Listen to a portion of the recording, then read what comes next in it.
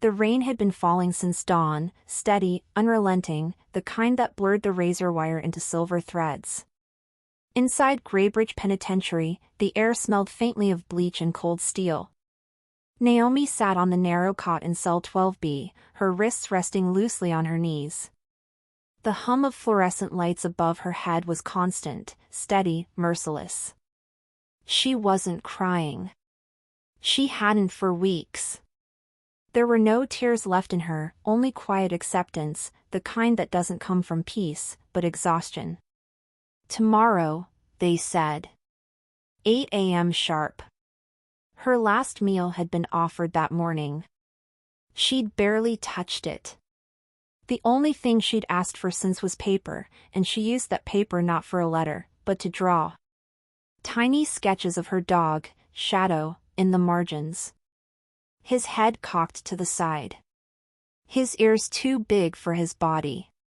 His eyes, soft and loyal, even in memory. Outside her cell, Officer Reed walked the corridor, the dull thud of his boots echoing off concrete. His uniform was crisp, his jawline sharp, his expression unreadable. The kind of man who lived by rules, not reasons. Reed had worked death row for 9 years. He'd seen everything: panic, prayer, denial, and rage. But Naomi's heart was different. She didn't plead. She didn't scream innocence. She barely spoke. He checked her case file once, against his better judgment, a domestic dispute gone wrong. Husband dead, wife found unconscious beside the weapon. No struggle, no witness. Easy conviction. Still, something about the calm in her eyes unsettled him. That evening, the warden's office light burned late. Naomi's attorney had stopped calling. Reporters had moved on. Outside, the rain thickened into a curtain of sound. Reed paused by her cell door. "You need anything, Hart?" Naomi looked up, her voice barely audible. "Yes. But you won't approve it." He frowned. "Try me." She hesitated, as if speaking the words might break something fragile inside her. "I want to see my dog. Just once. Before it's over." The silence that followed was long enough for him to hear the hum of his own pulse. "Your dog?" he repeated. She nodded. "His name's Shadow. They took him when I was arrested. I don't even know if he's alive." Reed shifted, uncomfortable. Requests before execution were common: steak dinners, last letters, Bible verses. But this one felt different. There was no desperation in her tone, only longing. He scribbled it down out of formality. "You understand that's unlikely. Protocol doesn't exactly allow." "I know," she interrupted softly. "But he was the only one who ever stayed." Reed opened his mouth, then closed it. He turned, walking away before he could answer. That night, he couldn't sleep. The rain hadn't stopped, and every gust of wind against his apartment window sounded like a howl. He poured himself a drink, stared at the photo on his nightstand, a young man in a prison uniform, eyes terrified. A man Reed had once escorted to his own execution. He'd told himself justice was done back then. Until 2 years later, when the real killer confessed. Since then, Reed had stopped believing in justice. He believed in procedure, because procedure didn't lie, didn't forgive, didn't hurt. And yet, Naomi's voice, soft, unbroken, kept replaying in his mind. He was the only one who ever stayed. The next morning, Reed arrived early. He found himself standing outside the warden's office before he could rationalize why. "Her request?" the warden said, half laughing. "A dog? What is she, Snow White?" "It's harmless," Reed said flatly. "Last wish. You've approved Stranger Things." The warden looked up, raising a brow. You volunteering to handle it? Reed hesitated. If it gets cleared, yes. The warden sighed. Fine. See if the animal's still in county care. But keep it quiet. You know how these people get, attach meaning to nonsense. Reed nodded, but something inside him stirred. He didn't know why he cared, only that he did. By noon, he was standing at the local shelter, rain dripping from his coat. Rows of cages lined the walls, filled with the sounds of barking, whimpering, and metal clanging. Then he saw him, a black Labrador mix with graying fur and eyes full of recognition. Shadow. The dog froze, tail low, head tilted, as if he knew what this visit meant. Reed knelt beside the cage. Hey, buddy. The tag around Shadow's neck was dented and old, engraved with Naomi's name, but something else beneath it caught his attention, the faint outline of scratched initials that didn't match her husband's. Reed frowned. That detail stuck in his mind as he signed the release form. Back at Graybridge, Naomi was escorted to the visitation room, sterile, silent, lit by a single flickering bulb. The door creaked open. Her breath caught. Her hand went to her mouth. Shadow? The dog's tail wagged once, hesitant, then faster, and then he lunged forward, pressing against her knees, whining, licking her hands, her face, her tears. Reed stood in the doorway, watching. Something in his chest cracked open. The woman on death row was smiling, not the smile of hope, but of something deeper. Recognition. Relief. She pressed her forehead against Shadow's and whispered, You found me. Reed swallowed hard. His gaze dropped to the dog's tag, the second set of initials catching light. He didn't know why, but a chill ran down his spine. Naomi looked up at him, eyes red but alive. Thank you, officer. This means more than you know. Reed nodded once. You've got 1 hour. He turned away, but her voice stopped him. Do you believe people can come back from the truth? He paused. Depends what the truth is. Naomi stroked Shadow's fur. Sometimes, it's all we have left. If you were in Reed's place, would you have granted Naomi's wish, or kept your distance? Comment below what you think you'd have done in his shoes. The clock on the visitation wall ticked loud enough to be heard across the empty room. Each second seemed to stretch, echoing off concrete and steel. Naomi knelt on the cold tile, her hands buried in Shadow's fur, her eyes full of disbelief and gratitude. Hey there, she whispered, voice breaking. You still remember me, don't you? Shadow whimpered softly, pressing his head against her chest, as though trying to crawl inside her heartbeat. His coat had dulled with age, a few scars lined his muzzle. But those eyes, those unwavering, amber eyes, still carried the same loyalty she had once trusted more than people.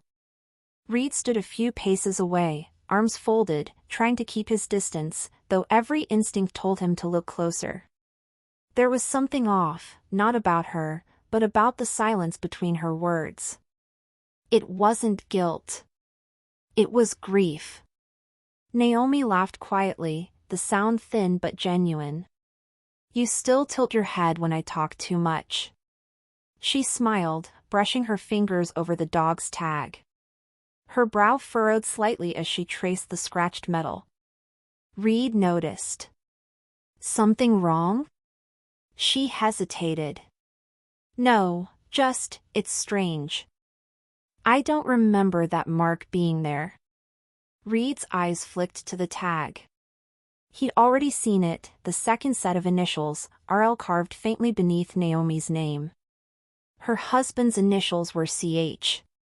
A small, strange chill crawled through his spine.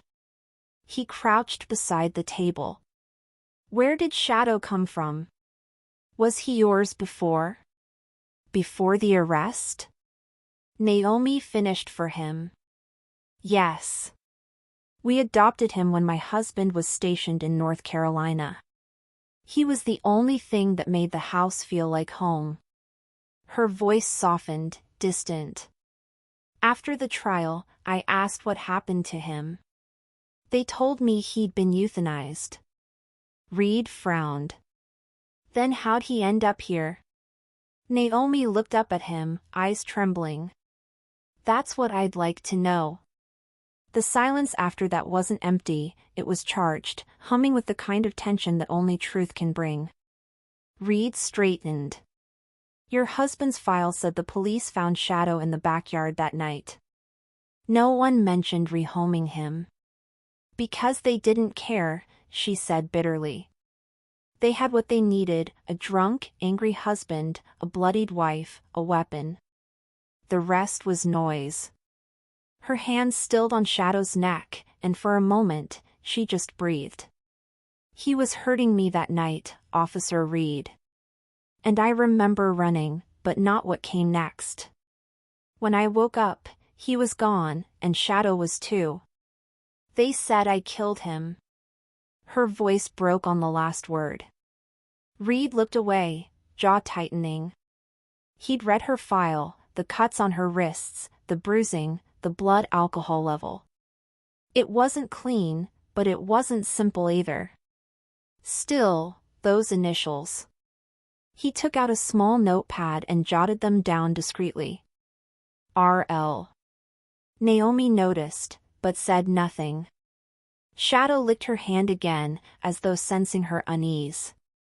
His tail thumped once, twice, before curling against her legs.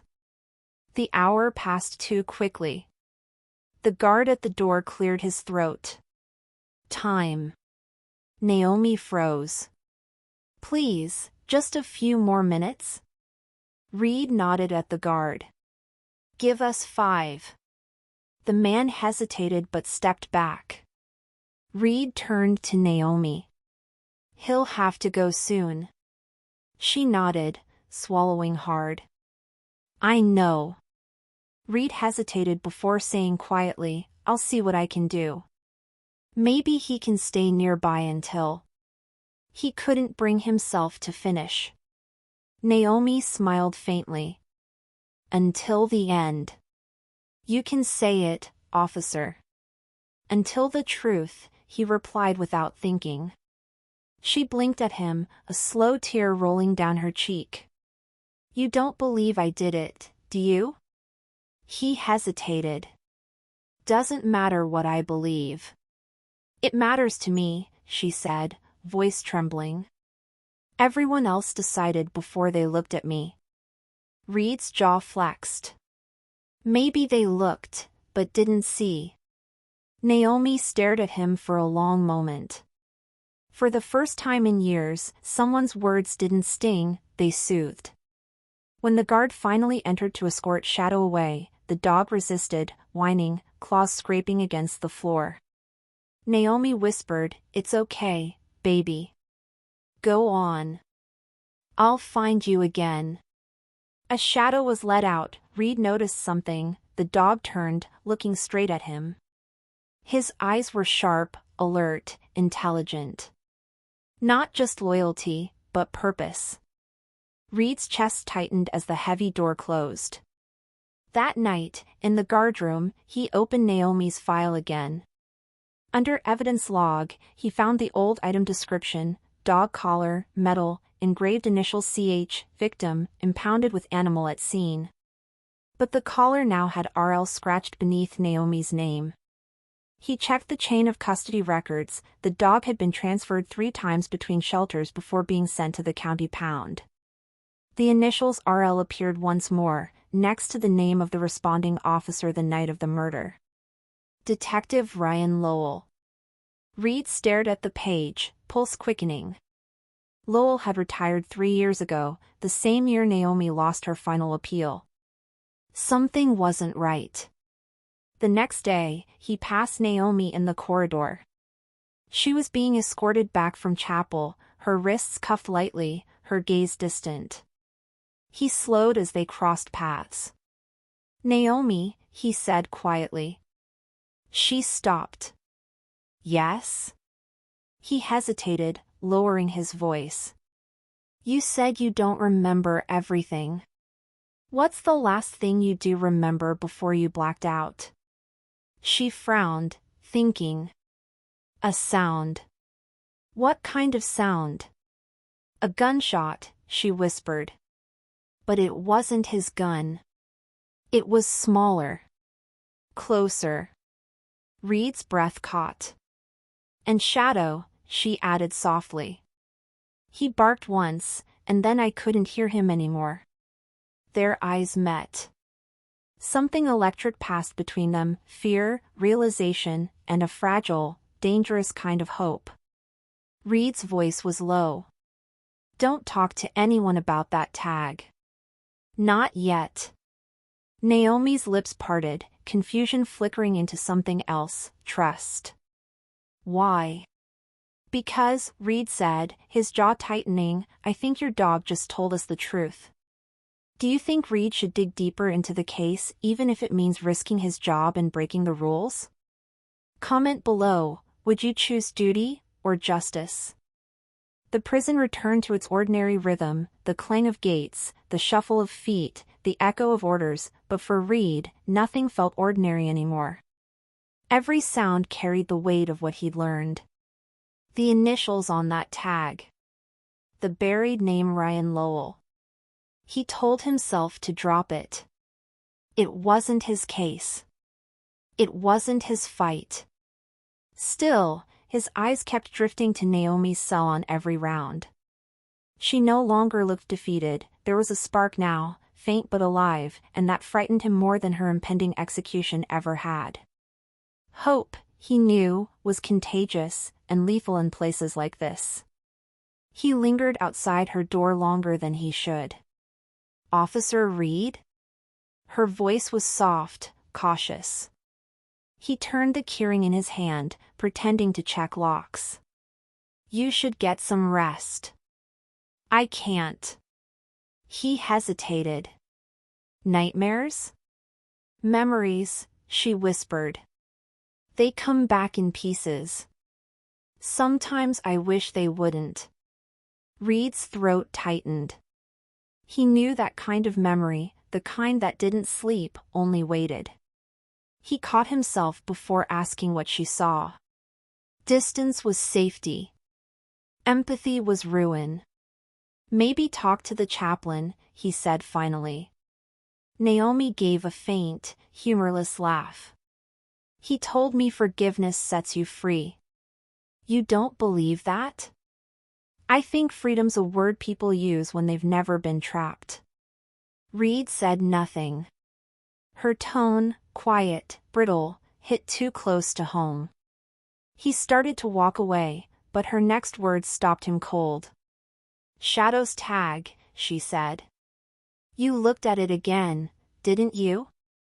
He froze. What makes you think that? I saw you write something down. You're not like the others, officer.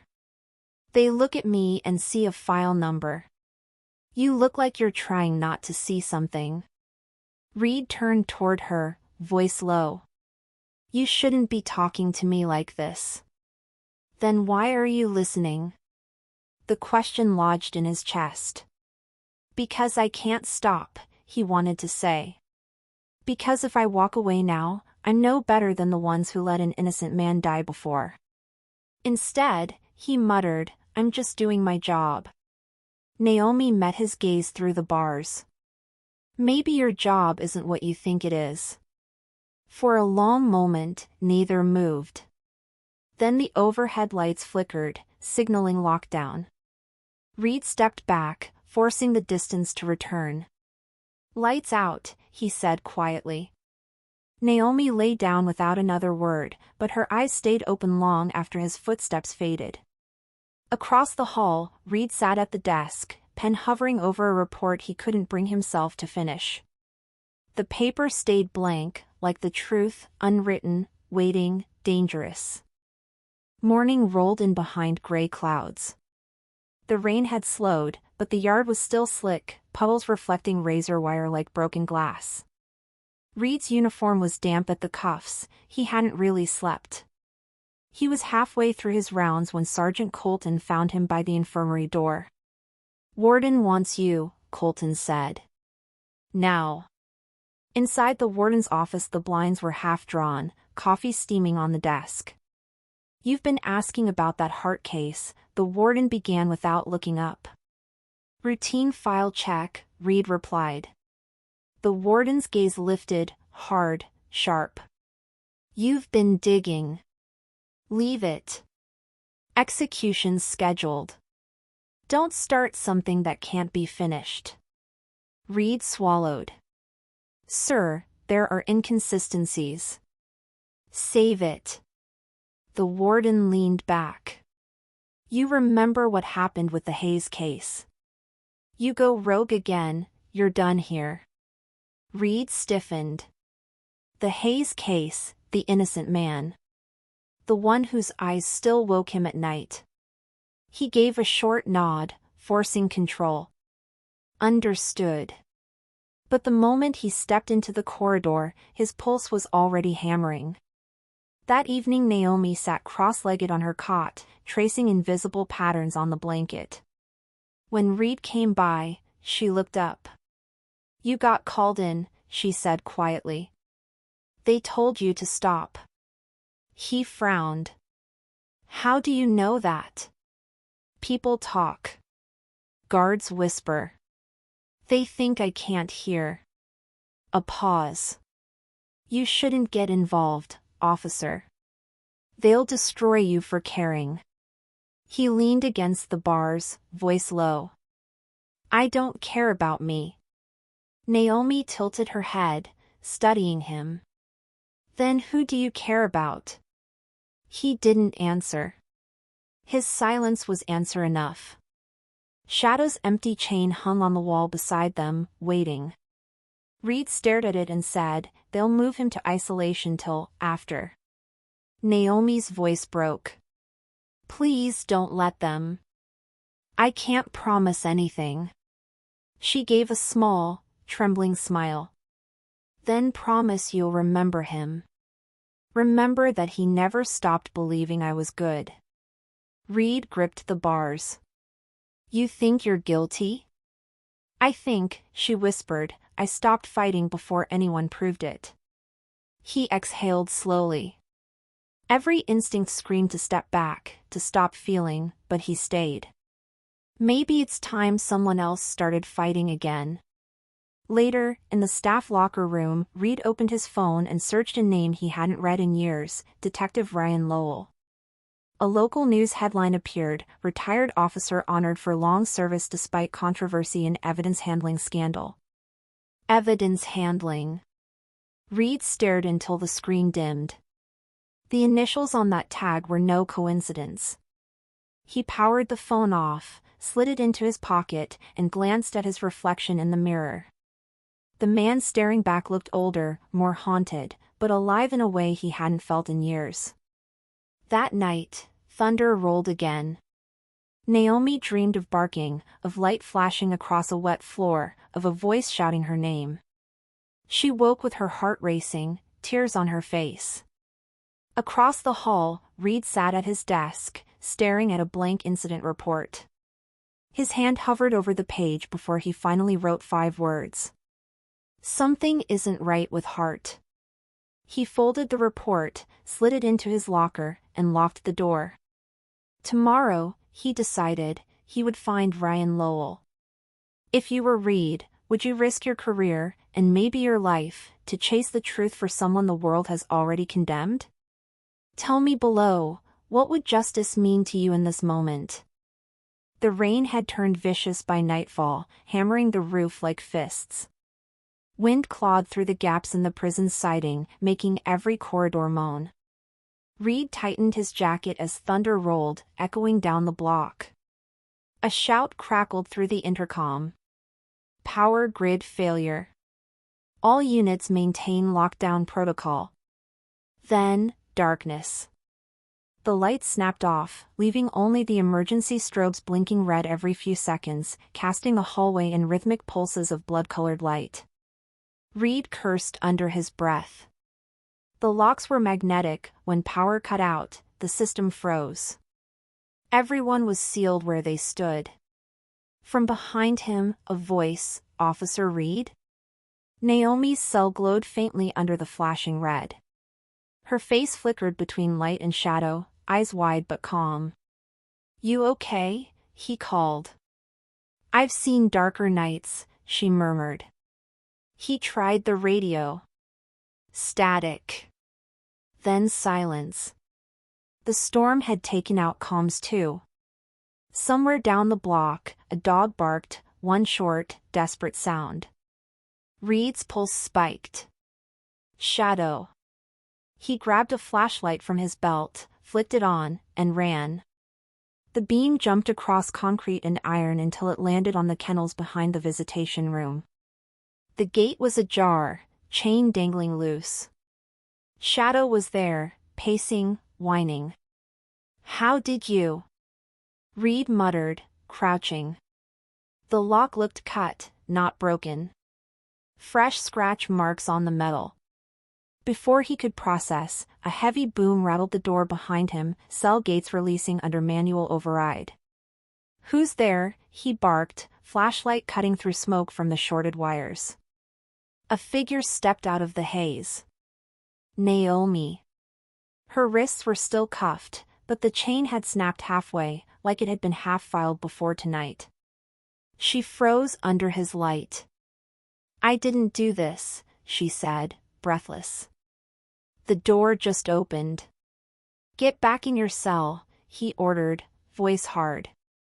"I can't," the block's sealed, the hallways flooded. Thunder drowned her words. The lights flickered once, twice, then died completely. Reed's training screamed to detain her, but his gut said something else. Someone wanted this chaos.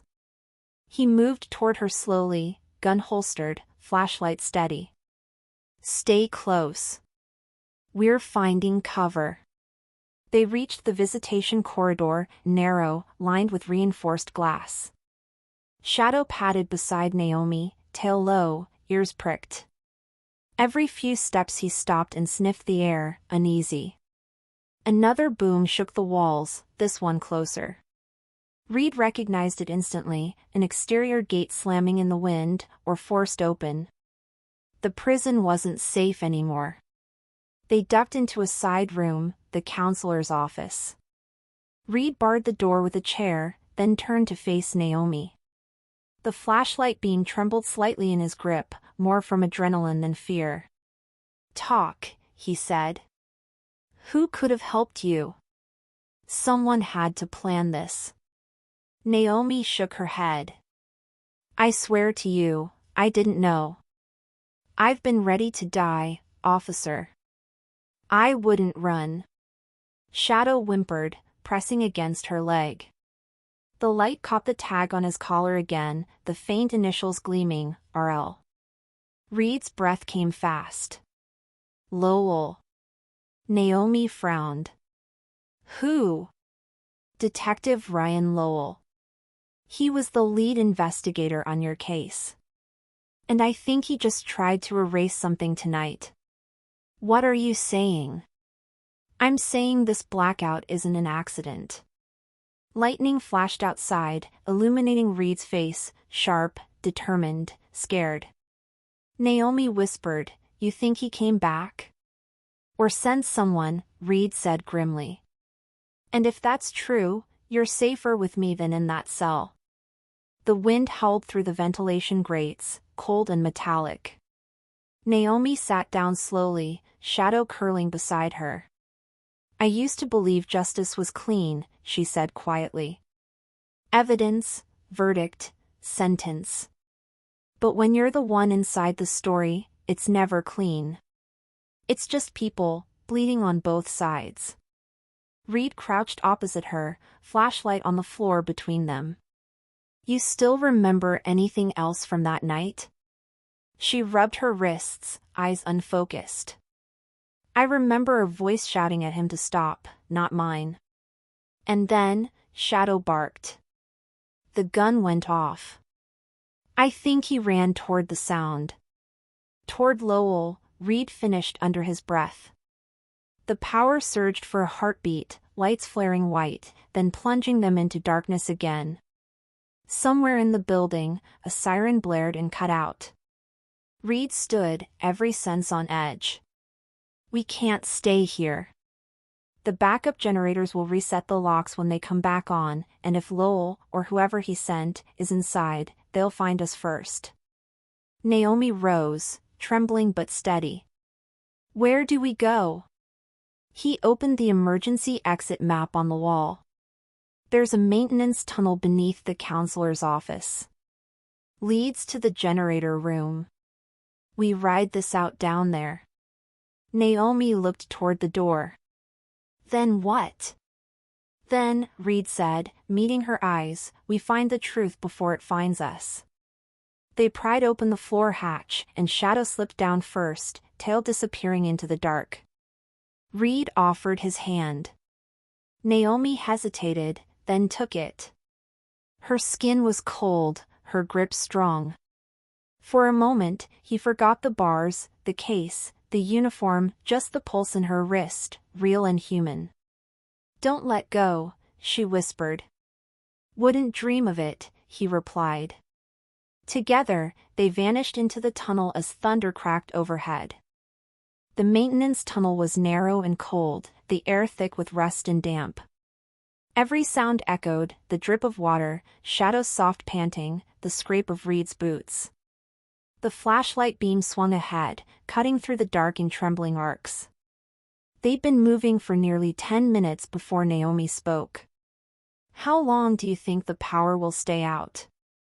Could be hours, Reed said. Could be minutes.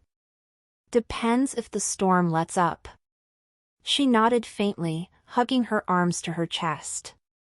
Her prison uniform hung loose on her frame, soaked to the knees from the flooded floor. Cold? He asked. I've been colder, she murmured. You stop feeling it after a while. They found a dry patch near a rusted pipe and sat. Shadow curled between them, head resting on Naomi's lap. The flashlight lay on the ground, its beam dimming, leaving their faces half-lit in orange haze. Reed broke the silence. You said you remember pieces. Tell me about before the trial. Naomi hesitated. You read the file. I want to hear it from you. She drew a slow breath. We weren't always bad, Carter and I. He could be gentle. Charming. Everyone saw that part. But when he drank, she paused, eyes far away. He'd come home and turn the music up loud so the neighbors couldn't hear. That night, he found the adoption papers for Shadow. Said I'd chosen the dog over him. Reed's jaw tightened. He hit you. He did more than that. Her voice shook, barely above a whisper. He said if I ever tried to leave, he'd make sure I didn't take anything that loved me. Her hand trembled on Shadow's fur. I ran to the backyard when he grabbed the gun. Shadow barked, tried to protect me. Then there was light, noise, and nothing. She looked down. When I woke up, Carter was dead. Shadow was gone. I thought maybe he'd been killed too. In some ways, it was easier believing that than thinking he was still out there without me. The tunnel filled with quiet again, except for the storm's distant growl above. Reed reached into his pocket, took out a small, bent photograph, the one from her file. You and Shadow, he said softly. Before everything. Naomi smiled faintly, touching the edge of the picture. That day, he just chewed through one of Carter's work boots. I remember laughing so hard I cried. Funny how the small moments stay when everything else disappears. Reed's throat tightened. You loved him. Shadow? She smiled through tears. Or Carter. He didn't answer. She wiped her eyes. I used to pray someone would believe me. Just one person. But when the sentence came, I stopped asking. It's easier to wait for death than for faith. Reed studied her, this woman condemned to die, still capable of gentleness in the dark. You never stopped fighting, he said quietly. You just forgot what it felt like. She looked at him, tears glimmering in the dim light. Why are you doing this, Officer Reed? He hesitated. Because once, I didn't. She frowned. Didn't what? Didn't fight. I let a man die because I was afraid of being wrong. I told myself it wasn't my place to question the system. His voice cracked. He was innocent. And I watched him walk to his death like it was protocol. Naomi's eyes softened. That's what this is for you. A second chance. Reed looked away. Maybe. Shadow nudged his hand, tail brushing his leg. The simple gesture broke something in him. He laughed once, quietly. He trusts me more than I trust myself. Naomi leaned her head back against the wall. Shadow always knew. He never barked at good people. The flashlight flickered again, shadows stretching long across the walls.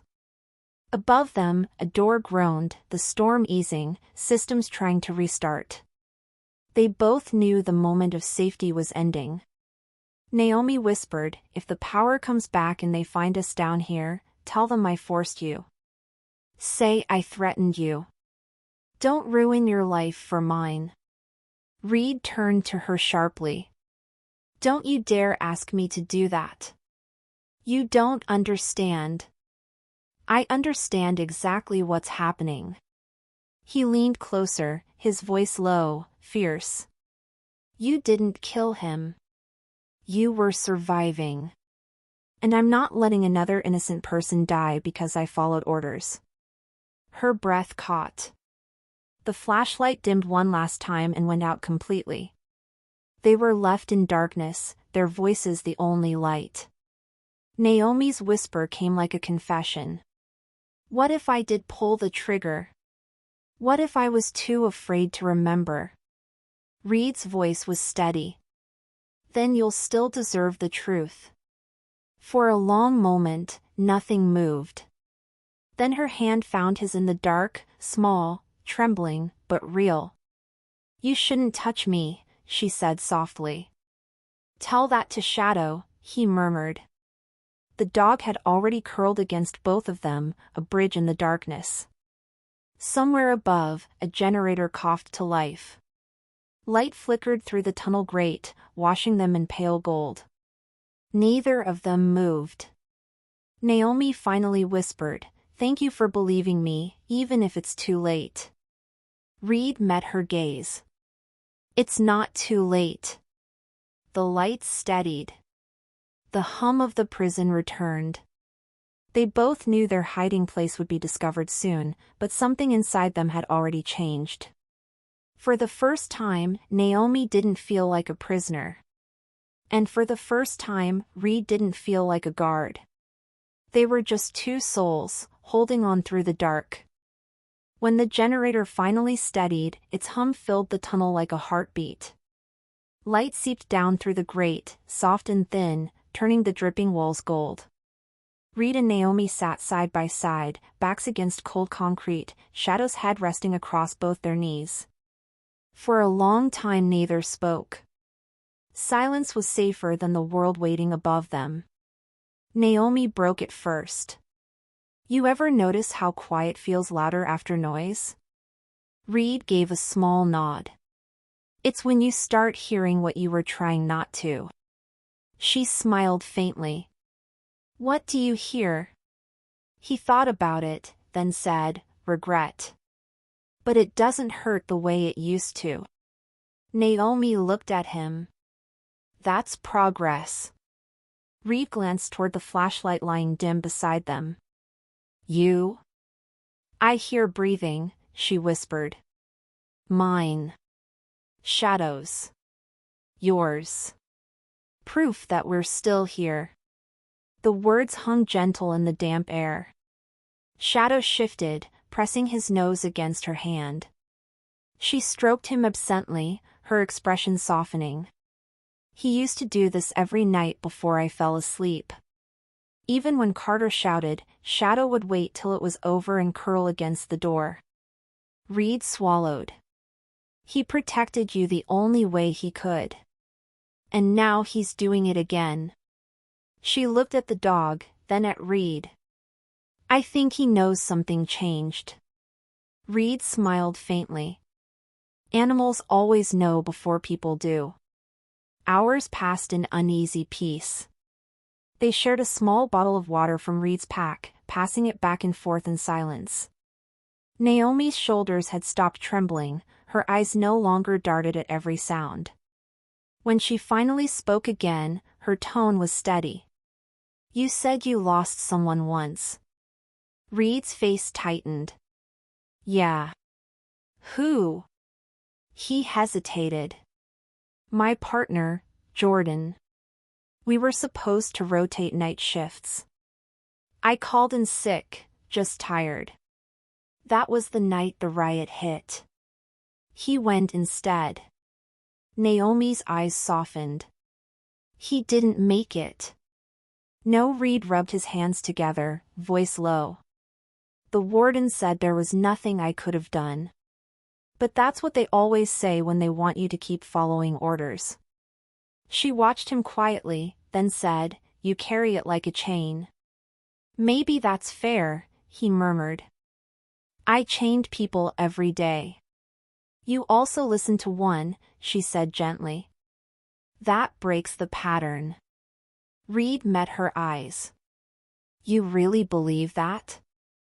I have to, she said. Otherwise the last few hours would mean nothing. The air grew warmer as the storm faded. Somewhere above, guards moved through corridors, checking systems. Their voices were faint but steady now, normal returning like an unwanted ghost. Naomi leaned her head back against the wall. Do you think they'll move me tonight? They'll wait till the morning count, he said quietly. The paperwork has to reset with power. So we have time. Some. She closed her eyes. That's more than I expected. Reed studied her face, the calm that had replaced fear. It wasn't defiance anymore, it was acceptance, pure and strange. You ever think, she whispered, that maybe forgiveness isn't something you ask for? Maybe it's something you decide to live in, even if no one gives it to you? He nodded slowly. Maybe forgiveness starts when you stop running from what hurt you. Then maybe I'm finally still, she said. Shadow lifted his head suddenly, ears twitching. Reed stiffened, listening. Footsteps above, the sound of heavy boots crossing metal. Naomi tensed. They're looking for us. Yeah. He stood, listening carefully, then crouched again. We'll wait till they pass. Then I'll take you up. We'll make it look like we were trapped during the outage. You'd lie for me? I'd tell the truth that matters, he said simply. Her eyes glistened. Thank you. Minutes stretched. The footsteps faded. For a moment the world felt suspended, just 3 heartbeats in a hollow tunnel. Naomi broke the stillness. Officer Reed? Yeah. If I don't make it. He cut her off gently. You will. But if I don't, she insisted, promise me you'll make sure Shadow finds a real home. Somewhere safe. Somewhere he doesn't have to wait at doors anymore. Reed's voice softened. You have my word. She nodded once, eyes shining. You're a good man, you know. He almost laughed. No. Just one trying to be. That's what good men are, she said. The hum of the generator deepened, lights flickering steadier. Time was moving again. Reed knew the moment wouldn't last. He gathered his gear, stood, and offered her his hand. She took it slowly, rising with him. "Ready?" he asked. "As I'll ever be." They climbed the short ladder to the hatch. The metal was cold, but daylight leaked through the edges, muted, gray, beautiful. Before he pushed it open, Naomi said softly, "You gave me more mercy tonight than the world ever did." Reed met her eyes. "Then maybe the world's about to change." He pushed the hatch open. Sunlight flooded in, washing the tunnel in gold. Shadow bounded up first, barking once, a bright, hopeful sound. Naomi smiled. "He's calling the dawn." Reed followed her out, the storm's remains dripping from the eaves above. The air smelled of rain and earth, cleaner than anything either had breathed in years. For one fragile moment, the world was new. Morning light poured through the barred windows like mercy denied. The storm had passed, leaving the air heavy with damp earth and static. The prison hummed again, doors locking, orders barked, the familiar machine of control clanking back to life. Naomi sat on the cot in the infirmary wing, wrists recuffed, Shadow sleeping at her feet. Reed stood by the door, arms crossed, his face unreadable. They hadn't spoken since the guards had found them in the tunnel hours earlier. He'd told them they were trapped during the blackout, his tone flat, his report flawless. She'd said nothing. Not even a thank you. Now, silence filled the space between them like glass, fragile, shimmering, ready to cut. Reed finally spoke. "They're moving you to the execution holding room tonight." Naomi's breath hitched. Tonight? The warden's accelerating the schedule. They said the power outage delayed things, and protocol doesn't wait twice. She turned her face away, jaw trembling. Of course. Wouldn't want mercy to interrupt routine. Reed stepped closer. Naomi. Don't. Her voice was sharp, not angry, scared. You shouldn't be here. I said I'd see this through. And what happens when they ask why you're so invested? Her eyes glistened. You'll lose your job, your life. I don't care. Yes, you do, she snapped. Then softer, breaking, you have to. Because I can't let you fall for something that's already ending. The words hung between them like a blade. Reed stared at her, the woman who was supposed to be a case file, a name, a sentence, now trembling in front of him like something holy and breakable. I'm not doing this because I pity you, he said quietly. I'm doing this because you deserve the truth. Even if it hurts. Naomi shook her head. You don't know what you're risking. Lowell, if he's really behind this, he won't just protect his past. He'll erase anyone who threatens it. Reed opened his mouth to answer, but the door slammed open. Sergeant Colton stepped in, flanked by 2 guards.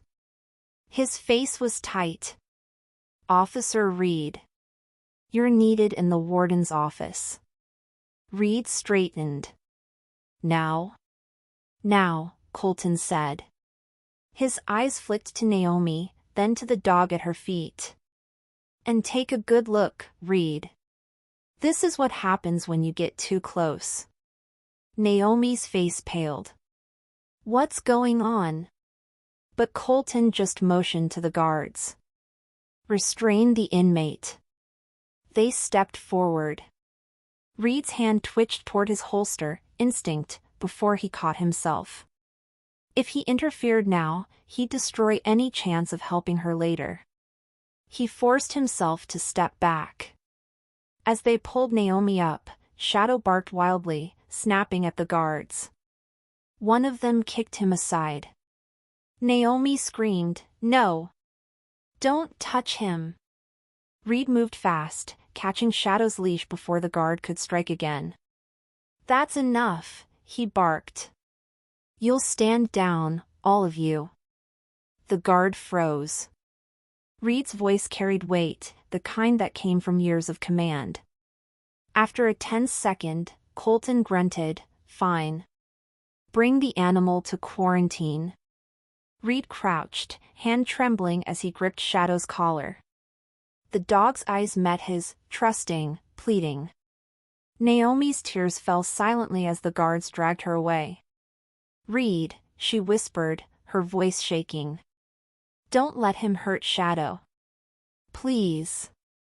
"I won't," he promised, but the words already felt like a lie. The warden's office was dim when Reed entered. The blinds were drawn. A file sat on the desk, Naomi's. On top of it, his own badge. "Sit down," the warden said quietly. Reed stayed standing. "What's this?" "An internal investigation." The warden flipped the file open. Inside were printed photos from the tunnel, surveillance timestamps, witness statements. "You broke protocol, Reed. You falsified a report." "I was protecting an inmate during an emergency." "You were protecting her from us." Reed's jaw tightened. "From the truth, maybe." The warden sighed, weary. "You're not the first officer to lose perspective. But you will be the last on my watch." Reed leaned forward, voice low. "If she dies, and that detective's name stays buried, this prison carries the stain forever." The warden's expression didn't change. "You think the world cares about stains, Reed? They care about clean stories. Signed orders. Final words." Reed's throat burned. "She's innocent." "Then let God sort it out," the warden said coldly.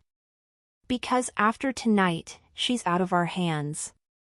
Back in the kennel, Shadow lay in a narrow pen, whining softly. Reed knelt beside him, forehead pressed against the cold bars. "I tried," he whispered. "I swear, I tried." Shadow whimpered, pawing at the air. His tag clinked softly against the bars, that tiny, scratched RL glinting in the low light. Reed stared at it through blurred eyes. "I won't let her die for what he did."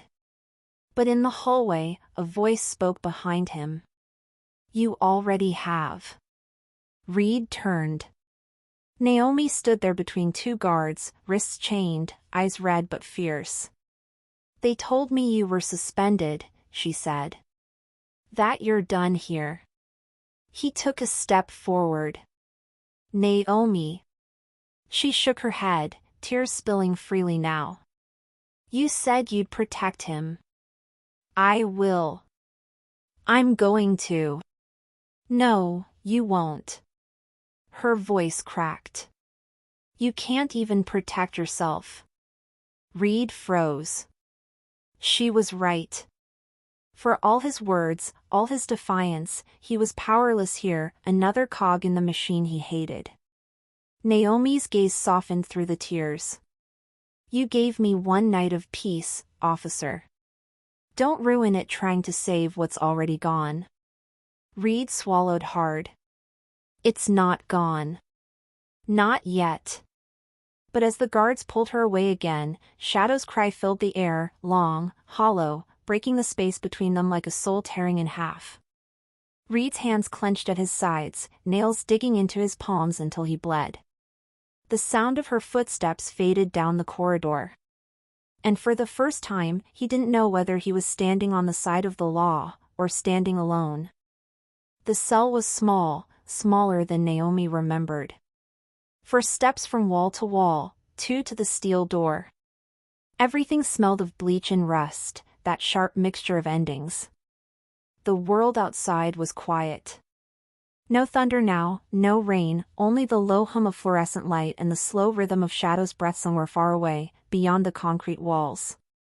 Naomi sat on her cot, hands folded in her lap, and watched the square of pale moonlight crawl across the floor. They had told her it would happen at dawn. That she'd have time to write a statement, say a prayer, and eat one last meal. She hadn't asked for any of those. She'd asked only for shadow, and somehow, impossibly, that wish had already been granted. Now, she didn't know what else to ask for. She drew her knees to her chest and closed her eyes. Images came and went, not of the crime, not of the courtroom, but of the little things that still hurt. The way Shadow used to tilt his head when she sang off-key. The scent of soap after rain. The sound of laughter that hadn't belonged to fear. She whispered into the stillness, "Is that what forgiveness sounds like?" Silence? The air didn't answer. It never did. Hours bled by. A guard had come to check on her, sliding a tray through the slot, cold food she didn't touch. Then came the chaplain, soft-spoken and kind-eyed, asking if she'd like to pray. She said she already had. "What did you pray for?" he'd asked gently. "For everyone who believed I was guilty," she'd said. "Because maybe they needed to." The chaplain nodded, tears brightening his eyes. Before he left, he whispered, "Peace is a kind of victory too." She didn't know if she believed him, but the words stayed. Later, she heard footsteps, slow, measured, then the clank of a key turning. The door opened. Reed stood there. He was out of uniform now. No badge. Just a man in a plain shirt, exhaustion carved into every line of his face. For a moment, neither of them spoke. "You shouldn't be here," she said softly. "I needed to see you," he replied. His voice was rough, like it had been fighting through hours of silence. Naomi looked at him for a long time. "You were suspended." He nodded. "They took my badge, not my conscience." She smiled faintly. "That's something, at least." He stepped closer, lowering his voice. "I found something, Naomi. In the archives. Lowell filed your statement himself. It was tampered with, the timestamps, the chain of custody. I can prove it." She stared at him. "Read. Listen to me." He crouched so they were eye level. "If I get this to the press, if I can get a hearing reopened." She shook her head. "You won't have time." "I'll make time." Her voice softened. "They won't listen." "Then I'll make them." Naomi smiled, not in mockery, but with a strange tenderness. "Do you know what it's like," she whispered, "to want to live again, right when you've finally learned to die in peace?" Reed's expression faltered. "Don't say that." "It's not surrender," she said. "It's acceptance. For the first time in years, I'm not afraid." Her eyes glistened in the thin moonlight. "You gave me that." He shook his head, grief twisting through his face. "You deserve more than peace, Naomi. You deserve justice." "Justice and peace rarely live in the same house," she murmured. Reed swallowed hard. "You think I should let you go?" She looked down at her hands, the same hands that had once scrubbed floors, cooked dinners, buried dreams. "I think," she said slowly, "that sometimes love means not pulling someone back into the storm when they've finally found stillness." Reed's throat tightened. "I'm not leaving you to die." "You're not," she said softly. "You're letting me finish the story the way it's meant to end." Tears spilled down her cheeks now, but her voice stayed steady. "I don't hate this ending anymore." He pressed his forehead to the bars, whispering, "I can't let this be it." Naomi reached through the gap and touched his hand, gentle, warm. "Then don't let it be. Go find the truth. Tell it. But don't do it for me. Do it for every woman who won't get this far. He nodded slowly, unable to speak. Naomi smiled faintly. That's your choice, Officer Reed. Mine was to forgive. When he left, she watched his shadow fade down the corridor until it was gone. Only then did she allow herself to cry, quietly, freely. It wasn't fear anymore that made her tears fall. It was gratitude. She whispered into the emptiness, "Thank you for letting me be more than what they said I was." Shadow's bark echoed faintly from somewhere down the hall, one sound, then silence. It was enough. She lay down on the cot, facing the small window. The first trace of dawn painted the sky pale pink, and for a moment, it looked like mercy. Naomi closed her eyes, breathing deeply, slowly. And in that breath, there was peace. There was forgiveness.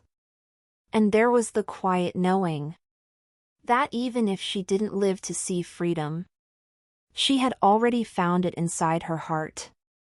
The morning after. The world was quiet when the hour came. The clock struck 5.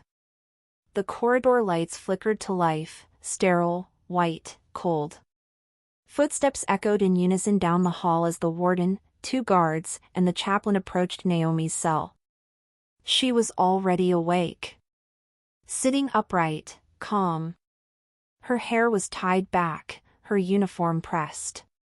She looked less like a prisoner and more like someone waiting for a train she'd known would come all her life. The warden cleared his throat. "It's time," he said, voice clipped but not unkind. Naomi nodded once. Her eyes moved past him, searching. "Where's Officer Reed?" "He's been dismissed," the warden replied. "He won't be part of this process." Something inside her faltered, but she steadied it. "Then I'm ready." They walked her down the corridor. The sound of her chains was softer than she expected, like metal sighing. When they reached the final door, the chaplain leaned in close. "Would you like me to pray with you?" Naomi smiled gently. "You already did." He nodded, tears brimming, and stepped aside. The warden gestured to the guards. "Prepare the chamber." But before the door could open, another voice echoed down the hall. "Wait!" Everyone turned. Reed was running toward them, breathless, rain-soaked, a folded stack of papers clutched in his hand. "Stop!" he shouted. "You can't do this, not yet." The warden's expression hardened. "Officer Reed, you are no longer authorized." "She's innocent." Reed's voice broke as he held up the papers. "I have proof." He thrust them forward, photocopies, time-stamped files, chain of custody logs. Lowell tampered with the evidence. He filed her statement 2 hours after the shooting but changed the timestamp. "I found the original entry in the backup server before they deleted it." The warden stared, eyes narrowing. "That's a serious accusation." "It's the truth," Reed shouted. "You can verify it yourself. Right now." The warden looked at Naomi. She stood frozen, tears gathering but not yet falling. "Please," Reed said softly, voice shaking. "Just read it." The warden hesitated, then nodded to a guard. "Hold her." He stepped aside, scanning the papers. Seconds turned into an eternity. Finally, the warden looked up. His face had gone pale. "Call the governor," he ordered quietly. "Now." The next hour was chaos, phones ringing, orders relayed, paperwork scrambled in every direction. Reed stood by the wall, trembling, as Naomi watched him through the open door. When the final call came through, the warden hung up the receiver and exhaled. "Effective immediately," he said, "the execution is stayed." Naomi Hale's conviction is under review. Naomi's knees buckled. Reed caught her before she fell. She clung to him, shaking, laughter and sobs tangled together. "You did it," she whispered. "You actually did it." Reed smiled through his tears. "No. You did. You told the truth even when no one listened." Her voice broke. "I thought I'd never see morning again." He looked out the window, dawn spilling gold across the gray sky. "You just did." Later that day, the official statement was released. Detective Lowell was suspended pending investigation. Naomi's case was reopened, her sentence overturned within weeks. The media called it an administrative miracle. Reed called it justice arriving late, but still arriving. When the gates finally opened, Naomi stepped into the sunlight, no shackles, no guards. Just Shadow, bounding toward her from across the field. He barked once, then twice, tail whipping like wind. She dropped to her knees as he leapt into her arms, crying his name. "Shadow! Oh God, you remember." Reed watched from a few feet away, smiling quietly. It looked exactly like Act 2, only this time, there were no bars between them, no ticking clock, no death sentence. Only freedom. Weeks passed. Naomi stayed in a quiet rehabilitation shelter, speaking little, walking daily with Shadow along the riverbank. The first time she saw Reed again, he was leaning against a fence, holding a small paper bag. "You're hard to find," he said softly. She smiled. "Freedom's still new. I keep testing it." He handed her the bag. Inside was a leash, new leather, engraved with one word, home. Naomi's voice trembled. "You didn't have to." "I wanted to," he said. "For him. For you." She looked up at him, eyes shining. "Do you ever stop trying to save people?" "Only the ones who don't want saving." She laughed, the sound light, free, startling even to herself. "Then you're stuck with me." They walked together by the river, Shadow running ahead. For the first time in years, the air didn't smell of metal or bleach, just grass, water, and something clean. Naomi looked at Reed. "You lost everything because of me." He shook his head. "No. I found something worth losing for." They walked in silence for a moment, the kind that didn't need filling. Finally, Naomi said, "Do you think people can really start over?" Reed smiled gently. "You're already doing it." She looked toward the horizon, the sun dipping low, turning the river gold. "Then maybe I will too." That night, Naomi sat by the window of her small room, pen in hand, writing her first letter as a free woman. "Dear whoever reads this. I was supposed to die for something I didn't do. Instead, I learned that love doesn't always come to rescue us. Sometimes it comes to remind us we're still worth rescuing. If you're reading this, and you've ever felt forgotten, don't give up before dawn. The light always comes. You just have to keep breathing long enough to see it." She folded the paper carefully, placed it beside Shadow's sleeping form, and whispered, "We made it, boy." Outside, a soft wind rustled through the trees, not the howl of a storm, but the quiet hum of peace. And somewhere down the path, under the silver moon, Officer Reed paused to look back once, at the window where Naomi's light still burned, before walking on. Because some stories don't end with goodbye. They end with finally being seen. If you were Naomi, standing at the edge of her final hour, would you have chosen peace or fought for hope one more time? Tell me in the comments. Naomi's story reminds us that even in the darkest hours, one act of belief, one hand reaching through the bars, can change everything. Sometimes redemption doesn't arrive in time to erase the pain, but it always arrives right on time to heal the soul. Pause for emotion. If this story moved you, if it made you think about forgiveness, second chances, or the quiet strength it takes to hope again, tell me in the comments, would you have chosen peace, or fought for one more dawn? Slight musical swell. Thank you for watching.